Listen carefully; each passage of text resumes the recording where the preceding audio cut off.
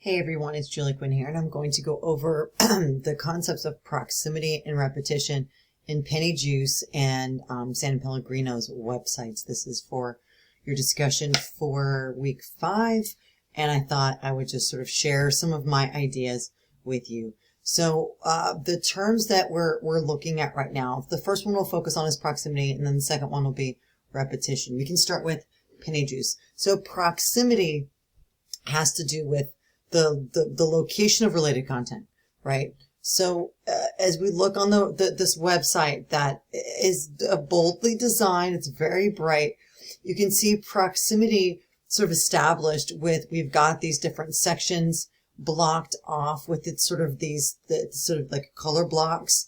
But we've got the title, we've got the blurb, we've got to learn more, and it's all relatively in the same space. And there's some consistency with this. I mean, maybe not with the header choices, but the blocked off colors, with the with the blurb of information, with an accompanying image, and with the learn more buttons as well.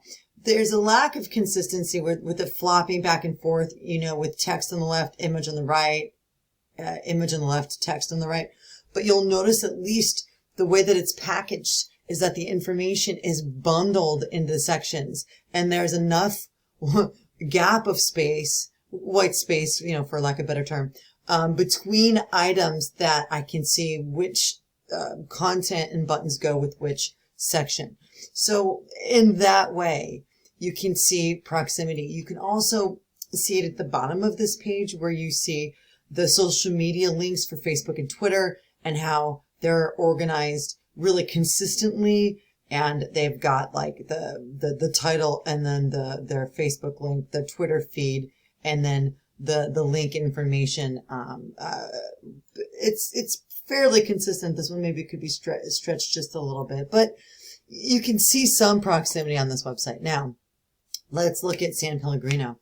Okay, we've got, this is busy visually. There's a lot going on. It's not color blocked like Penny Juice. But you'll notice that we've got these different sections, and when you look at the different sections, when we pull down on the beverages, you can see proximity. You've got traditional, momenti, and organic headers, and then you've got the items within that section in close proximity to the header title. So these items are in close proximity with a nice balance of space, white space in between. This is stretched out a little bit more, and this looks like it's stretched out even a little bit more, but it's centered under the image. So it does seem consistent, fairly consistent there. You've got your sections bundled, and we've got proximity with the image, and then the links for buying. You've got proximity again.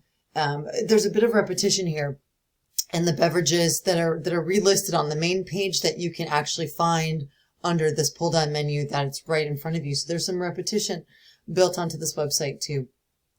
But you can see that there's proximity with the social media at the bottom of the page, which is very similar to Penny Juice. And if you click on some of the sub pages on San Pellegrino, for example, you can see titles and text,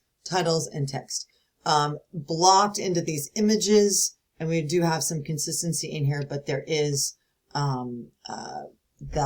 proximity being displayed, but not a heck of a lot of consistency, especially on this page. This is really busy. The title is below and the text is in black. The title is above, and then the text is separated, or the image is separated from it. So there's a lack of consistency a little bit on this page. So now let's talk about repetition. And I think I've probably been peppering this with repetition already. The repetition is not really consistent on Penny Juice. Well, I mean, the style is consistent, but we don't see, again, the left image, the right text. It sort of flip-flops. Let's take a look at a sub-page on Penny Juice and see if we can see some repetition. Okay, so we have a title on this page in bold, and then we've got the text underneath, and then we have an image. But then the font style changes. It's okay if the header size changes to have subheaders, but you'll notice that, I mean, at least to me, I could be wrong about this. It could be the same font, but just not bold. I'll be honest with you, I can't exactly tell. Let's try for repetition. Let's look at one more. Oh, was that the same one that I clicked on before? Is it the same? Is it the same content? Premium quality, no sugar added, non-refrigerated. Okay, well that's repetition, isn't it? But that's probably just shows you that they don't really have a lot of content on the PennH's website. Well, isn't that interesting? You'll notice again, font, what we call kerning is the space between letters. And you'll notice in here that it's really tight. There's spaces between words, but the kerning's pretty tight, and maybe it's because it's in all caps. The spacings, it looks like the font's bigger, certainly. Maybe a little bit better there. But, I don't get the sense, I mean, I just could be reading, I mean, there aren't 50 different fonts. Let me put it that way, but I can't 100% tell if it's the same font. So for example, we've got what looks to me like a pretty consistent fonts in this ribbon header here.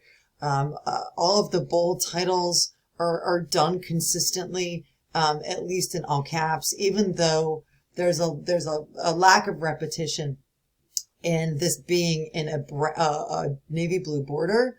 We do have some repetition in the all caps style for their headers. And then the blurbs the sub blurbs, the subsections not being in all caps.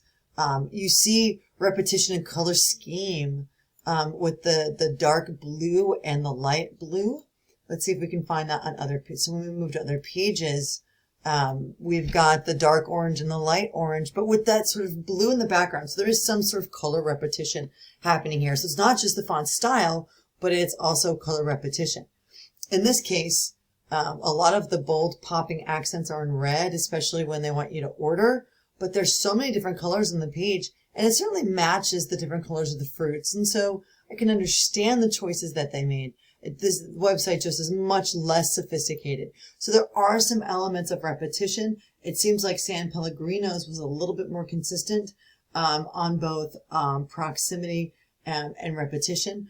You get a chance to make up your own mind, certainly, and I'm curious as to what you find.